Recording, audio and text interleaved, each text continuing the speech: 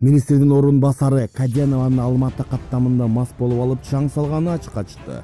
Бул тууралуу маалыматты Жогорку Кеңештин депутаты Аида Исмаилова өзүнүн Facebook баракчасынан жазат. Ал бул окуяга күбө болгон, бирок атын жазган эмес.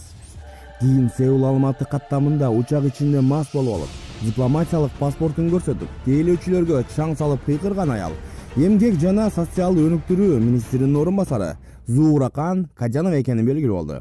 Аска Минер айымдын мындай четтен чыккан аракети 1,5 саатка созулган. Акырында аны каттамдан чыгарып коюшкан.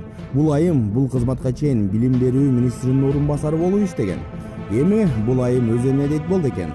Кызматтан кетүүгө арызын кандай берет го, деп жазат чагылган.